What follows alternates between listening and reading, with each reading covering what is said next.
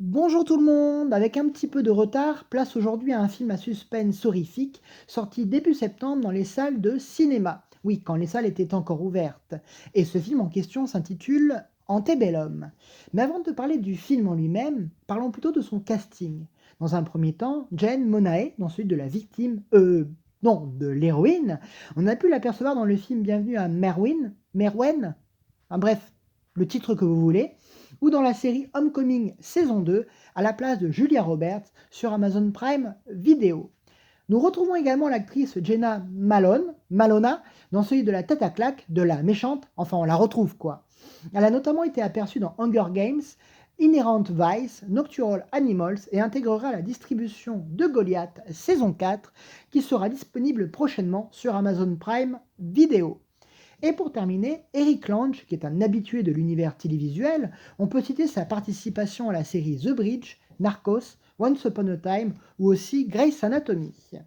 À la réalisation, nous découvrons, car oui, il s'agit de leur premier film, Gérard Bush et Christopher Rance. Et pour un premier métrage, il faut dire qu'ils se débrouillent plutôt bien, à suivre sur le long terme. Et sur ces belles paroles, place au film. En regardant l'affiche, ainsi que la bande-annonce, le film est vendu avec l'accroche suivante. Film produit par le producteur Get Out. Et pour une fois, l'annonce publicitaire s'avère plutôt vraie, car le métrage en conserve ses thèmes, mais aussi son atmosphère. Et cela tombe aussi plutôt bien, car d'après le Hollywood Reporter, le film Get Out s'est vu discerner le titre de meilleur film de la décennie 2010. Oui, rien que ça. Et comme Get Out, celui-ci n'est pas un vrai film horrifique à proprement parler. On peut soit l'assimiler à un thriller ou à un film d'angoisse.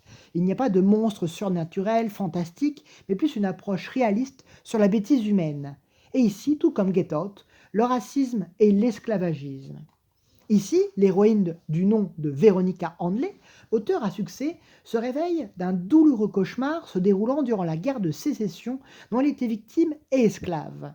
Heureusement, cela n'est qu'un cauchemar et non la vérité.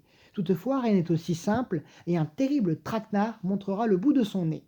Donc oui, le film part dans une première direction qui nous prend aux tripes dès les premières minutes, notamment à l'aide d'un plan séquence qui permet d'installer les lieux, les différents personnages, sans dialogue, mais accompagné du thème principal du métrage qui nous laisse sans voix.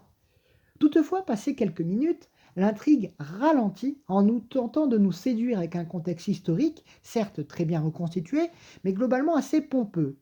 Puis, passé le twist des 20 à 25 minutes, le film part dans une autre direction plus moderne en amenant un flot de questions qui réussit à nous redonner du peps à l'histoire. Sauf que malheureusement, cela retombe très vite un peu comme un bon soufflé au fromage. Par ailleurs, le film tente de résoudre les énigmes avec un manque de tact vers une autre théorie très vite désamorcée 10 minutes plus tard, sans nous en avoir laissé le temps de l'assimiler ou même de la digérer. Oui, finalement, le soufflé au fromage, il y avait bien un lien avec la digestion.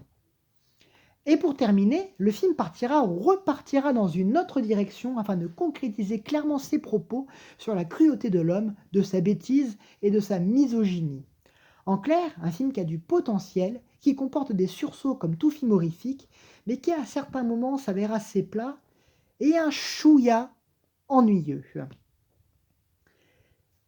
Merci à tous, ciao, à la prochaine.